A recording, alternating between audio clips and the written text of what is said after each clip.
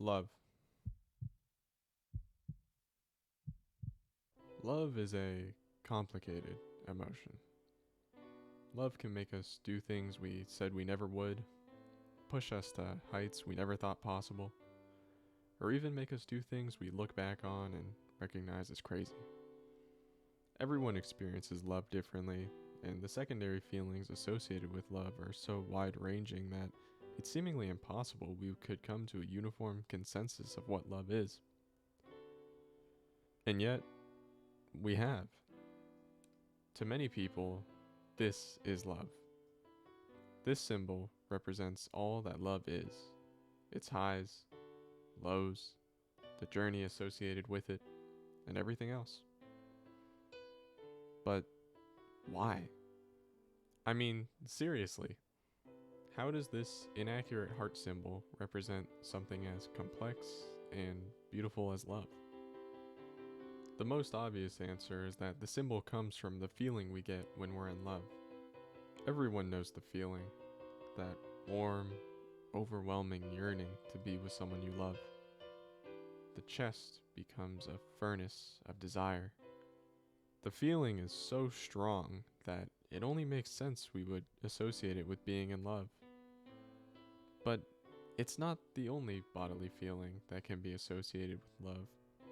Many people feel butterflies in their stomach when they first fall in love, with sweaty palms and a lack of focus being just as common.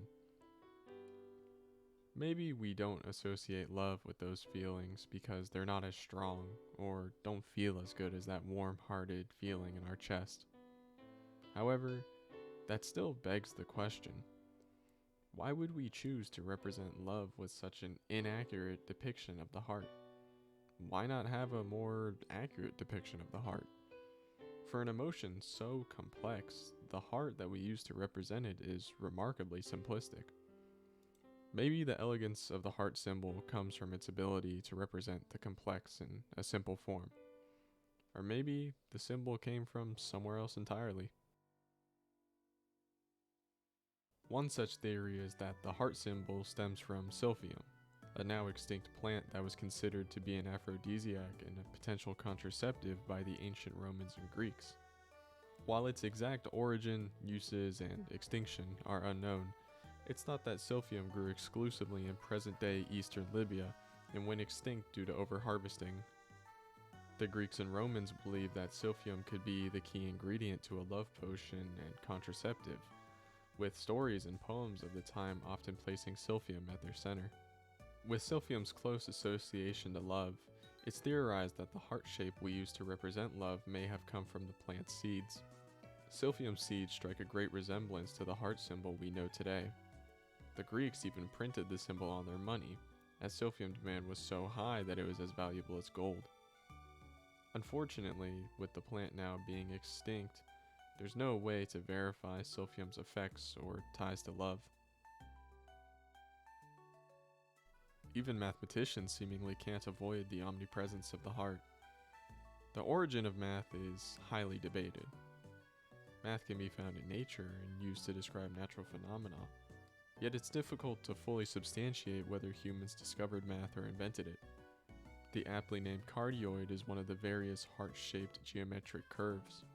The cardioid is the result of tracing a fixed point on a circle revolving around the perimeter of another circle of equal radius. Quite the fitting image of love. One counterpart revolving around another, drawing them in and surrounding them with love until the two are inseparable. While we may not be able to definitively say whether math is natural or man-made, it seems that we can still use math to demonstrate the inevitability of the quarter and the quarted.